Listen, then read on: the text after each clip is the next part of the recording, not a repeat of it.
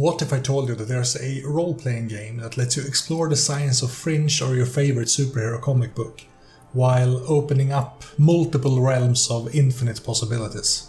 This game makes you into an action hero, a scientist with dimension-breaking technologies, a superpowered vigilante, or a star-cruising explorer. This is a game that explores all possibilities and potentials of science fiction, with supplements presenting new genres and possibilities for you to explore. In this video, I'll be diving deep into the core book for the new edition of Trinity Continuum.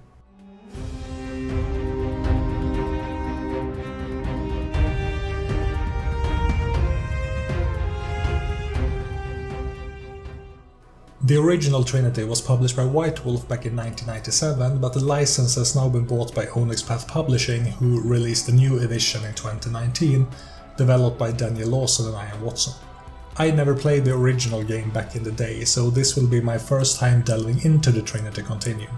This video will summarize and discuss every section of the core rulebook in order from start to finish, including the basic rules for the Storypath system. This video will be divided into sections represented by the book's chapters. These are Introduction, Chapter 1 Incidentals, Chapter 2 Character Creation, Chapter 3 Storypath System, Chapter 4 Combat and Equipment, Chapter 5 the Storyguide, Chapter 6 Talents, and Chapter 7 Gifts. Because it's a long video, there's a pinned comment below that gives timestamps for each section.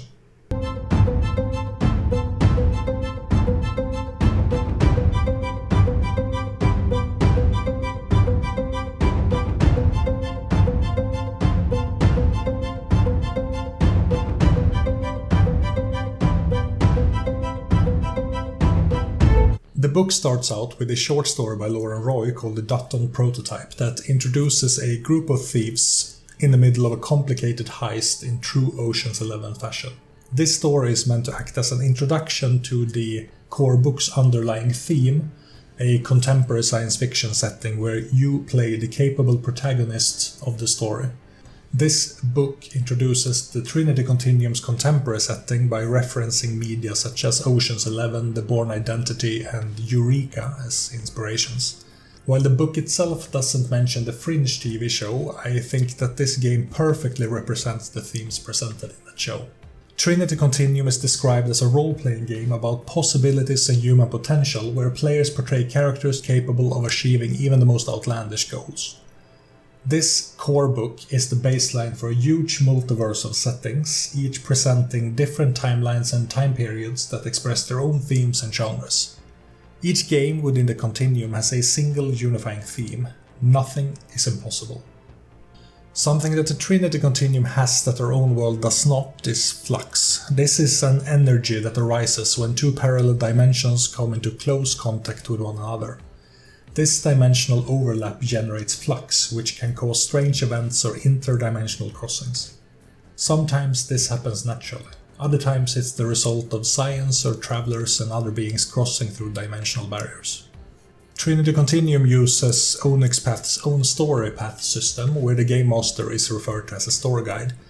While I've had some Storypath systems for a while, I haven't actually had the opportunity to delve into any of them until now, so Trinity Continuum is actually my first introduction to the system as a whole. In short, Storypath is a system that combines attributes and skills to create pools of 10-sided dice, similar to the Storyteller and Storytelling systems. The player rolls their dice pool, and any die that shows a specific targeting number is successful. The targeting number is usually 8 for ordinary characters or 7 for more exceptional characters. Some actions may also benefit from something called enhancements, which provide additional successes. The player then adds up their total number of successes and compares them to the challenge's difficulty number.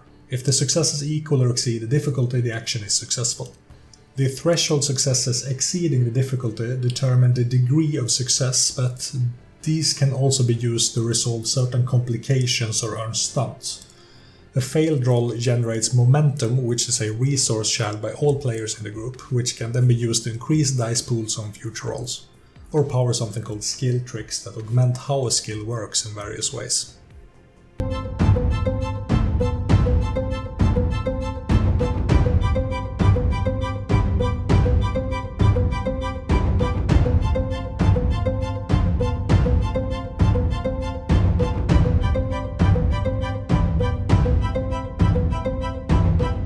Following the introduction is a couple of pages of lore information contained by a series of clippings. This is supposedly Chapter 1 Incidentals, but it's not called that anywhere in the book except for the table of contents, so it's a bit confusing when it appears as if you browse from the introduction through these lore clippings and then end up at Chapter 2 character creation. I don't think they should have named this Chapter 1 and instead treated it simply as a few pages of fiction in between the introduction and the real Chapter 1. Despite that, these are articles presenting strange events or humans with special abilities or powers. One girl shattered 3 free-diving world records in one go, a terrorist called Red Phoenix threatened humanity with nuclear annihilation, an allegedly dead man appears in a different country with a warrant for his arrest, and so on. These clippings give a brief picture into what kind of characters you can play and what kind of stories you can tell.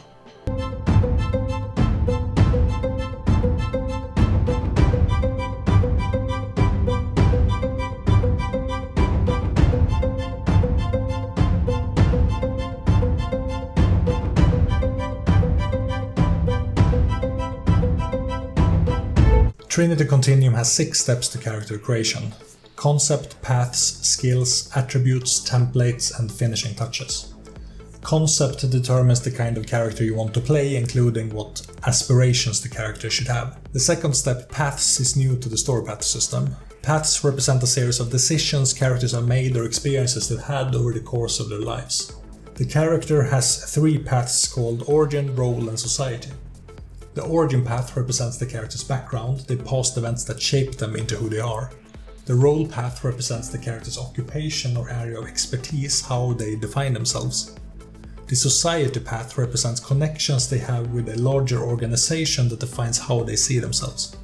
Each path should have 4 associated skills with 3 dots to distribute among them, as well as 15 points of edges. Edges are similar to merits in other Onyx Path games, where different edges have different costs and grant various capabilities based on their nature. The paths also provide connections representing people and resources the character has access to. The character can, once per session, take advantage of a connection, though they need to be maintained over time if the player wants to keep them. The third step is skills. Trinity Continuum has 16 different skills, each one rated from 0 to 5. These are aim, athletics, close combat, command, culture, empathy, enigmas, humanities, integrity, larceny, medicine, persuasion, pilot, science, survival, and technology. Most skills come from the character's paths, but the character also gains some additional dots to distribute freely among them. If a character has 3 or more in a skill, they may gain a skill trick, and an additional skill trick for each dot beyond 3. Characters start the game with a single skill trick. These are special feats of sorts that take advantage of a skill in order to give improved effects. For example, a skill trick for the athletics skill is No Barrier, which lets the character automatically ignore all barriers and difficult terrain between them and the destination for a single action. These skill tricks represent how a character in Trinity Continuum stands above average people. These are the feats that make up the James Bonds and John Wicks of the Trinity Continuum. Finally, the character gains a specialty in any skill above 3 dots. A specialty is a narrowly focused expertise within a skill, such as having a pistol specialty in the aim skill.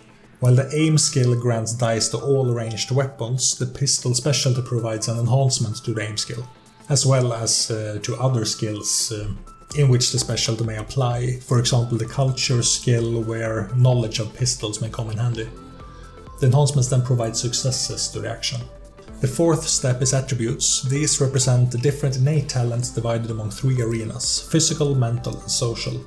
The physical attributes are might, dexterity, and stamina. The mental attributes are intellect, cunning, and resolve, and the social attributes are presence, manipulation, and composure. These are further distributed into 3 approaches: force, finesse, and resilience, where the force attribute are might, intellect, and presence. The finesse attributes are dexterity, cunning, and manipulation, and the resilience attributes are stamina, resolve, and composure. Each attribute is rated 1 to 6, though the 6th dot is limited to talents and special characters. When creating the character, the player rates the 3 arenas and distributes 6 dots in the primary arena, 4 dots in the secondary arena and 2 dots in the tertiary arena. The player then selects a favored approach from the 3 approaches and adds 1 dot in each attribute associated with that approach. The 5th step is where you apply a template to the character. Because there are many different genres represented in the Continuum, different Trinity games provide templates that can be used to create characters of varying power scales and capabilities. The lowest level character, which is an above average human, is called a talent. These are the templates playable in the Corebook, and we're going to talk more about them once we reach the talent chapter. Finally, the 6th step is final touches. This involves distributing additional experience and calculating health and defense. The character also receives 1 extra attribute dot to put in any attribute, 4 points of edges which can come from outside of their paths, and then the Storyguide can choose to provide even additional bonuses at their discretion. When it comes to health, the character has an injury condition tracker with 3 levels of injury: bruised, injured, and maimed. The character's stamina rating can then provide additional levels. In addition to earning experience, players in Trinity Continuum can choose to tweak their characters each session. This could be shifting 1 attribute or skill dot into another attribute or skill, or write a new short-term aspiration. These choices must make sense for the story and be at the Storyguide's discretion.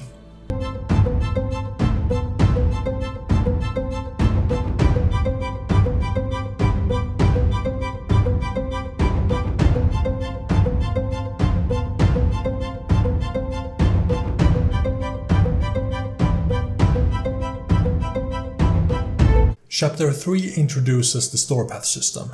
It's based on the storytelling system but built to facilitate more cinematic action. Storypath is built around 3 areas of action: action adventure, procedural and intrigue. And these 3 areas work together and strengthen one another. The characters are highly competent compared to normal people, and the Continuum allows for vastly more powerful characters than even that without having to change the system as a whole to accommodate for their increased power. This is done using something called scale, which I'll talk more about in a little bit. Like mentioned earlier, players form dice pools using a number of d10s determined by their rating in a skill and an attribute, whereas any skill can pair with any attribute as long as it makes sense for the situation at hand. They then roll the dice, and each die that lands at or above its targeting number is a success. The targeting number is typically 8 but can be 7 for more powerful characters. If the player rolls a 10, they get to roll the die again with a chance of gaining more successes. These successes are then used to overcome the action's difficulty, remove complications and purchase stunts, or they can be used to mark the degree of success. The player decides how they want to spend their successes. The only thing they need to do to succeed on an action is to buy off the difficulty. If they fail at this, the player can choose to spend momentum or fail and take a consolation. This is a minor but helpful side effect of a failure that will keep the story going. Perhaps the players learn something valuable from their failure that will help them in the future. After the player has bought off the difficulty, they may want to buy off some complications. These are separate from the difficulty and doesn't affect whether or not the character succeeds on the task. However, ignoring complications may inflict negative consequences, such as injuries or new problems to solve. One example of an action could be that the character wants to climb a fence. While climbing the fence itself is a difficult 1 action, the barbed wire on top is a trivial complication. Buying off the difficulty is enough to get over the fence, but ignoring the complication could cause injury to the character. By buying off the complication, the character covers up the barbed wire with their jacket to avoid injury as they climb over. Once the difficulty and the complications are bought off, the player may want to use extra successes to purchase stunts. These can be used to either complicate, enhance or defend. A complicate stunt creates a complication for an opponent, an enhance stunt creates an enhancement that you can use for another action, and a defend stunt provides difficulty to attack or hit your character. Some actions may benefit from enhancements. If the player rolls at least 1 success, they can take advantage of any enhancement they have access to that's relevant to the task. Each point of enhancement then adds a success to the total number of successes. Enhancements can also cause drawbacks in some situations. For example, getting drunk can help defend against telepathic intrusion but at the cost of motor control. The drawback can act as a complication, increase the difficulty, or give opponents a free enhancement. The Storyguide determines which. The player may also choose to do multiple things at once, such as fighting off an enemy while hacking a computer. This is called a mixed action, where you calculate the dice pool for each of the actions and then use as the smallest dice pool.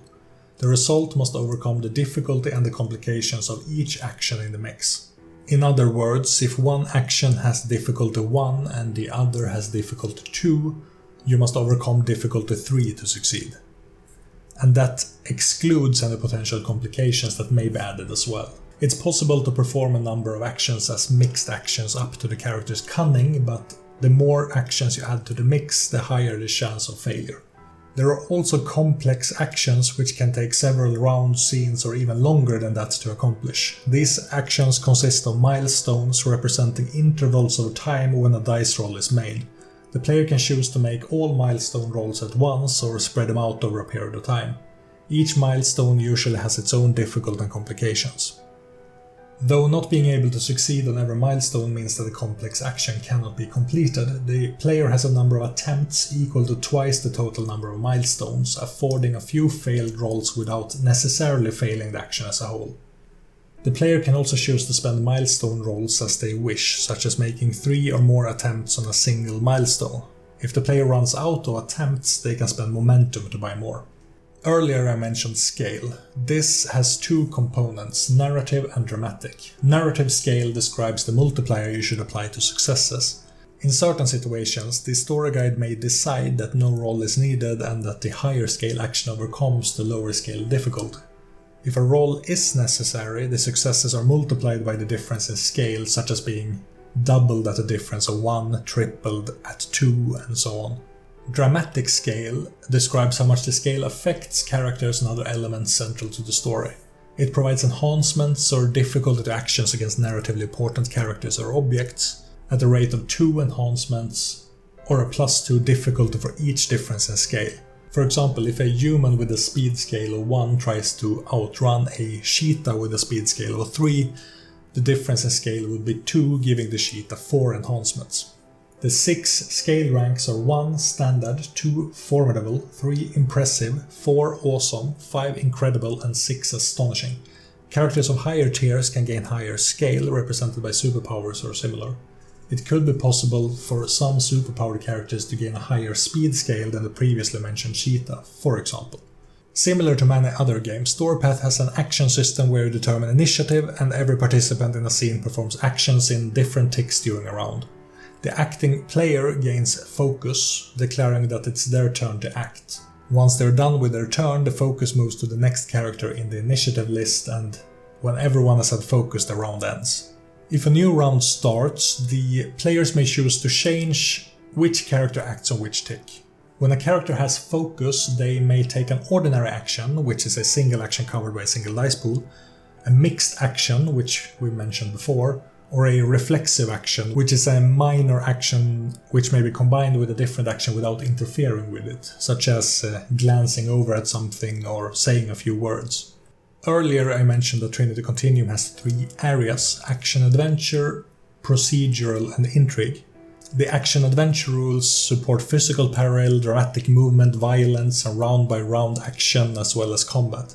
I'll talk more about combat once I get to the next chapter, but action overall is cinematic, similar to Exalted, which is another game I cover a lot on this channel. Procedural play involves investigation and problem solving, with rules for gathering information and clues. When it comes to investigations, Trinity has 2 types of clues: core clues that are relevant to the plot, and alternative clues, which aren't essential to the main storyline, but that may let players explore their own personal agendas or get into some side stories. Clues can then be used as enhancements to roles that would be aided by the information given through the clue. When playing Intrigue, Trinity has 2 core systems, bonds and influence.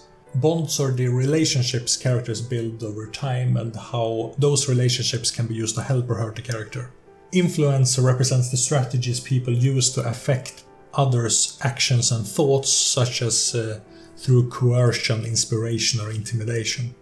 When characters interact, they may have a neutral, positive, or negative attitude towards one another. offering enhancements in favor of actions influencing a target with a positive attitude towards you. Attitudes can shift from scene to scene or within a scene itself. It can also be modified by atmosphere. For example, two characters with negative attitudes towards each other may interact in a scene with a negative atmosphere. Should these two characters interact in a place where the atmosphere is positive, their own negative attitudes towards each other may be reduced. When a character is being targeted by an influence roll, they may choose to refuse or immediately act against that influence. This provides a consolation to the influencer, which is typically an enhancement for the next action against the player who refused the influence. The game points out that accepting influence should be more fun than ignoring it, but there shouldn't be anything preventing players from ignoring influence they aren't comfortable with. A big part of Trinity Continuum is super science, the impossible technologies that often defy logic. There are 3 types of super science, categorized into advanced, inspired, or powered science. Advanced science leapfrogs over modern day capabilities, such as offering gadgets 10 or more years more advanced than what we have today. These offer a +1 scale compared to mundane items. Inspired science is beyond mundane understanding, offering rare devices that cannot be duplicated and do impossible things. These have a +2 scale compared to mundane items. Finally, powered science is restricted to its own creations and can only be used by higher tier characters such as Syads, Scions or Noahs, which we haven't really delved into yet. These have a +3 scale relative to mundane items. Because the Continuum offers multiple eras, what constitutes as super science varies from era to era.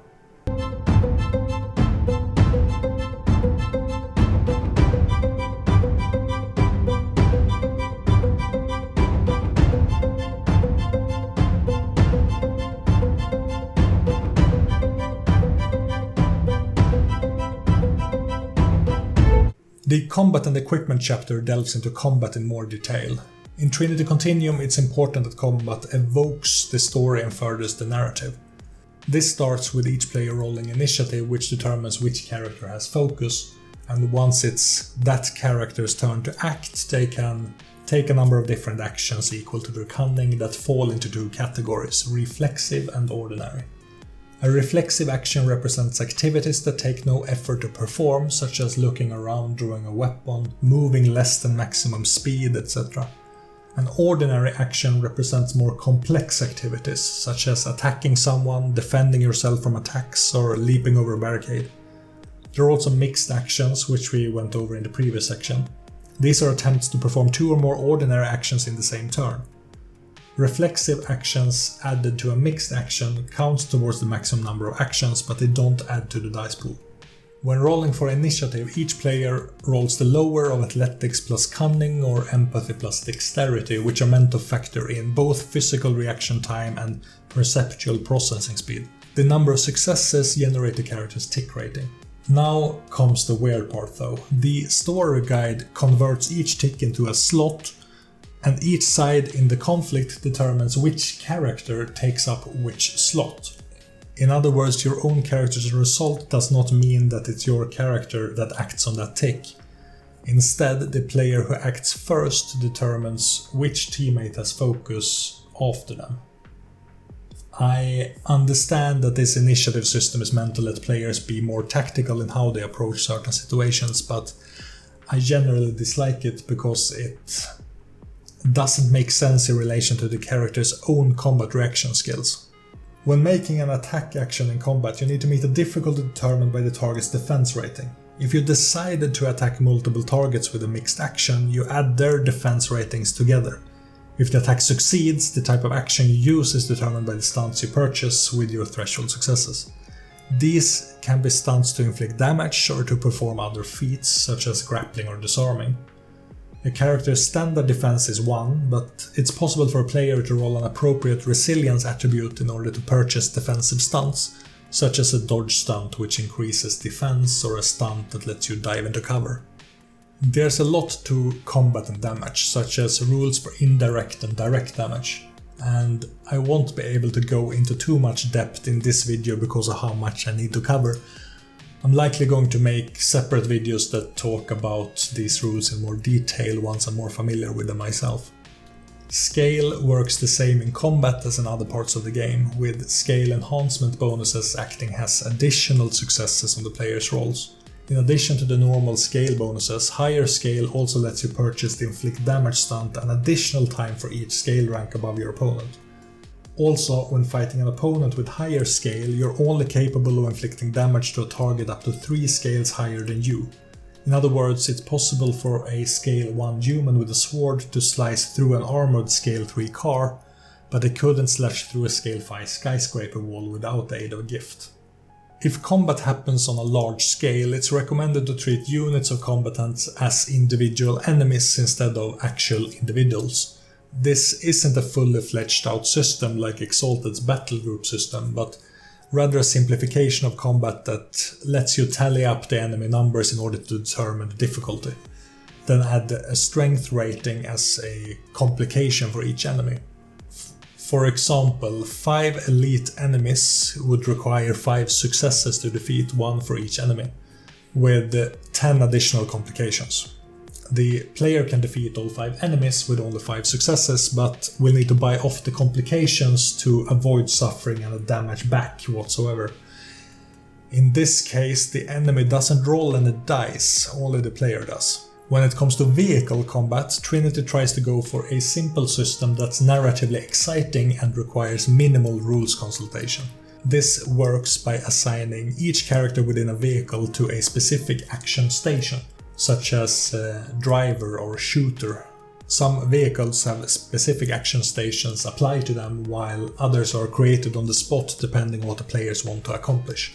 The vehicle fights can then be further modified based on the environment, where difficulties and complications can be affected based on the state of the terrain. Finally, the vehicle combat is affected by scale, which can affect things like speed and what kind of attacks the vehicle can sustain. The book provides additional rules for vehicle combat, such as optional rules for extra complexity or mass vehicle rules for large-scale battles. In Trinity Continuum, weapons are custom designed in 2 simple steps. First, the player decides whether or not a weapon's damage type is ballistic, edged or blunt.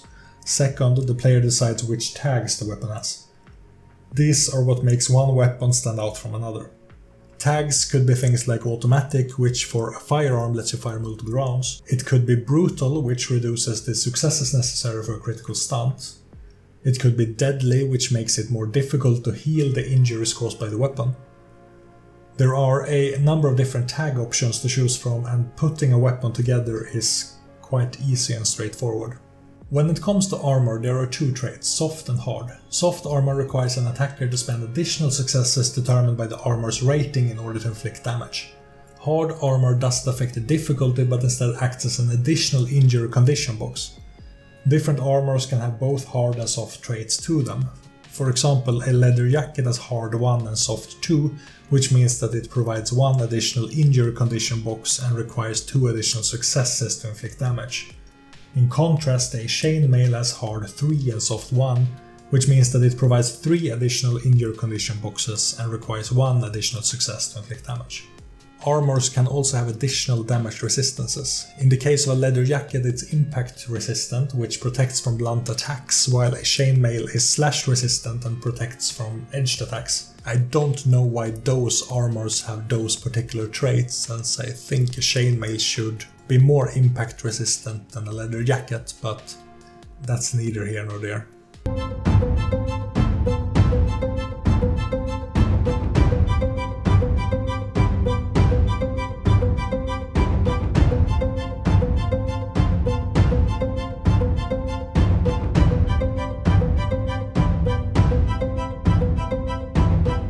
Chapter 5, the Storyguide, starts out with a section defining the Storyguide's role and the responsibilities. This is followed by a section covering information about how to create a campaign. When it comes to campaign construction, Trinity Continuum recommends a number of different topics that the Storyguide should bring up when pitching a campaign to their players. I'm not going to go into too much detail about the ins and outs in campaigns and chronicles as mentioned in this chapter, since much of it is tied to role-playing as a whole more than Trinity specifically. There are some solid advice for new Storyguides and players, both when it comes to preparing a game, but also when it comes to improvisation, roleplay and presenting interesting challenges. Anything you'd need from a Storyguide chapter is here, with solid tips on how to create and manage antagonists, including some listed example antagonists to choose from. There's a section about how to build a setting, and a large portion of the chapter is dedicated to describing the importance of genre. Because Trinity Continuum is an expansive universe encompassing a multitude of possible stories, subgenres of science fiction becomes important. Trinity is already a science fiction game, but science fiction can mean so many different things. This chapter goes through a number of different science fiction subgenres that can be used in different Trinity stories. There are also information about how to play multiverse and time travel stories if you want to delve into the complexity that comes with that.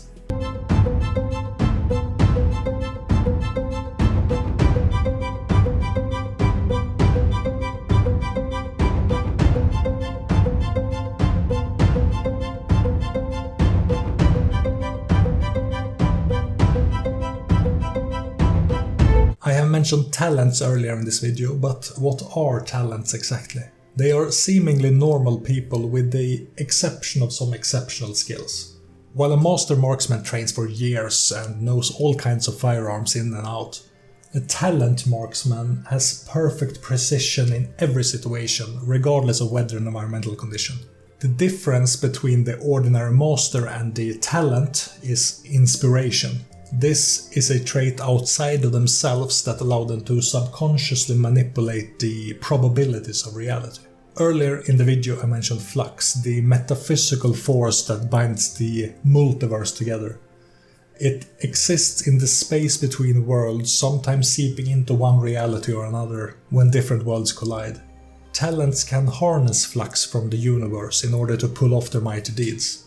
The flux surrounding the talent is called inspiration. Most talents don't know what it is they do or how they come to possess the ability, and everyone has their own ideas and stories about how they can do what they do.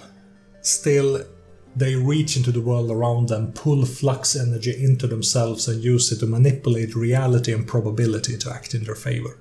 Inspiration also exists as a trait or a resource, ranging from 1 to 10. Each talent has 3 facets of inspiration: destructive, reflective and intuitive, that range from 1 to 5.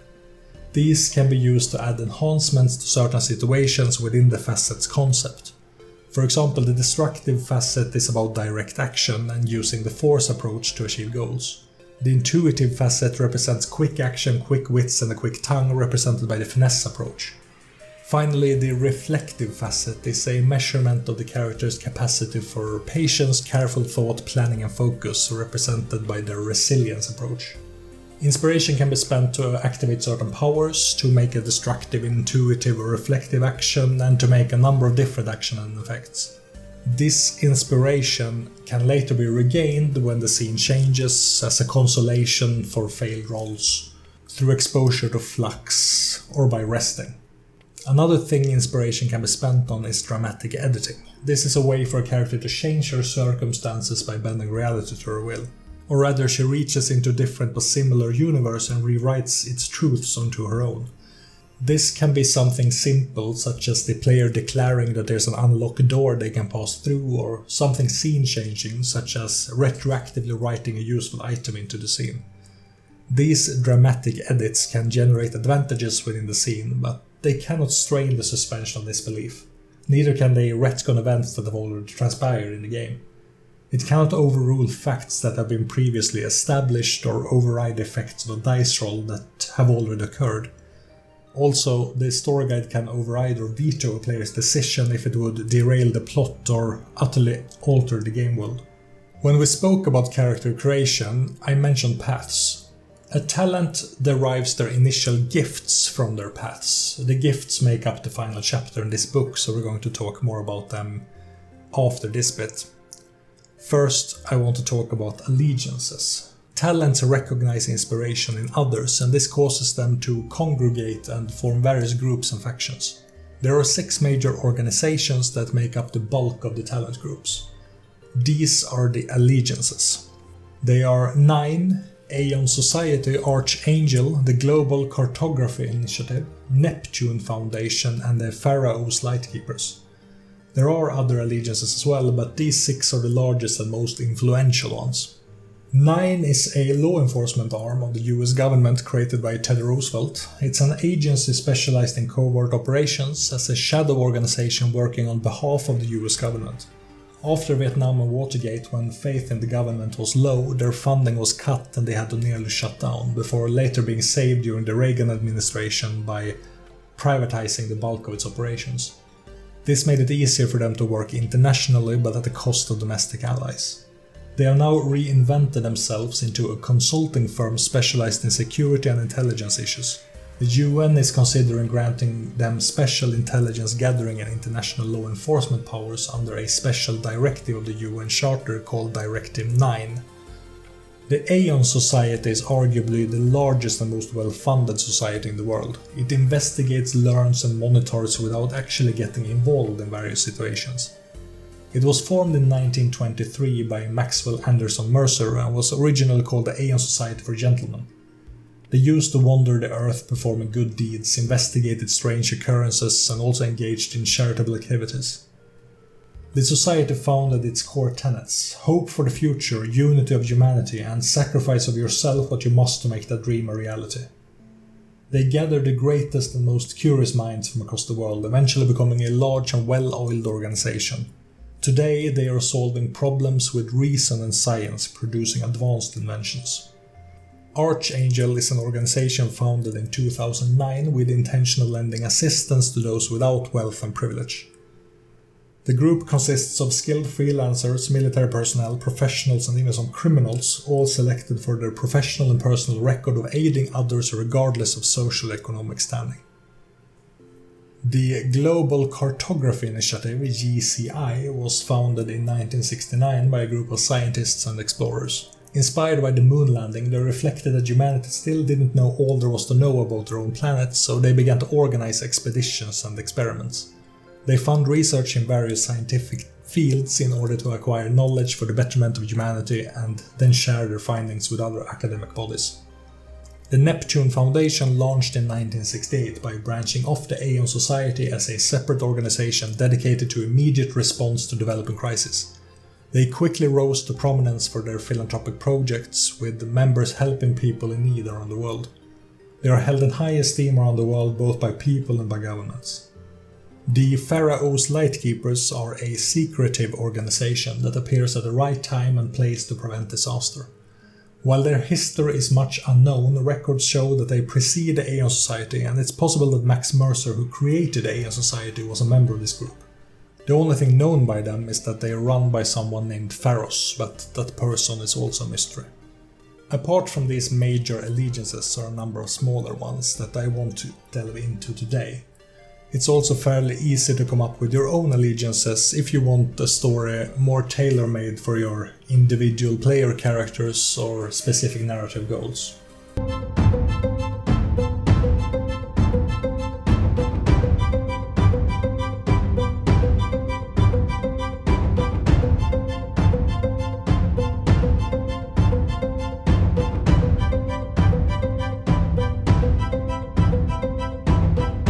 The final chapter in the book is gifts. These are powerful character abilities related to their skills and attributes. Ordinary mortals cannot access gifts. They are one of the things that make talents stand apart from the rest. They are divided into two rough categories, luck-based and aptitude-based. Those based on luck take advantage of the environment or specific circumstances, while those based on aptitude are associated with the character herself. These can be constant, which means that they are always in effect, or they can be momentary, which means that they trigger when specific circumstances call for them. While gifts are similar to exalted charms in a sense, they aren't superpowers. They are the types of things a talent is expected to do to bend probability in their favor, but they aren't obviously supernatural or superhuman to those who witness them. Before the list of gifts is a section describing how to design your own. There are primarily three parts that make up a gift. First, is it constant or momentary? Second, what skill or attribute minimums and other requirements are needed? Third, what's the mechanical effect? For example, does it add enhancements or interact with other specific rules? Each gift also has a number of keywords that help differentiate them from each other, such as constant, luck, attribute, or momentary. Some gifts also cost inspiration to use. For example, Armor of Fate allows the character to have an additional level of soft armor that works against a single damage type chosen when the gift is purchased. Love and Loss allows the character to, once a session, spend a bond of friendship or love to gain its benefits without it counting as spent. Untouchable allows the character to choose a target at the beginning of a combat scene, then gain an enhancement to defensive actions against anyone other than the target as long as she's moving towards it or attacking it. Instant Expert allows the character to spend 1 inspiration in order to gain 2 enhancements to any action involving a skill she has no dots in for the rest of the scene. Mirrored Sunglasses automatically alerts the character when someone is following them with hostile intent. There are many more gifts to choose from than these. As someone who spends much of his waking time either playing Exalted or working on material related to Exalted, I'm well aware of the choice paralysis that comes with the multitude of charms for Exalted 3rd edition. What I like about these gifts is that they are versatile in the way charms are, and they prove that you don't need hundreds of pages of them to make unique and original characters. In fact, there are 24 pages of gifts for a total of 133 unique ones. Still a fair number of them, but I'd say they are still very manageable even for players new to these types of games. Since they are divided into different categories, only a handful of which will be relevant to individual characters, the 133 unique gifts become many fewer when determining the ones relevant for your own character. That brings us to the end of the Trinity Continuum core rulebook. While this deep dive is my own introduction to Trinity as well, I think, much like you, that there has been a lot to take in just a single video. Deep dives tend to be meaty with a lot of information while still not delving deep enough to answer every question about the setting and the system. I do think this book has a number of things going for it though. It's streamlined and easy to read, the rules are fairly straightforward, and it's pretty to look at. I'm not a fan of the fact that the talents chapter is at the end of the book, and I would have wanted to see it already after the character creation chapter. That's a minor gripe overall though. I intend to make some shorter videos going forward, both about Trinity's Storypath system and other things that may come to mind. I also intend to make another deep dive video, this time about the Aeon setting. Anyway, if you like this video and want to see more, please make sure to like, comment, share and subscribe. Also make sure to visit my Patreon for additional content as well as the manuscript to this video if you want it in text form. I hope to see you all in the Trinity Continuum. Until next time.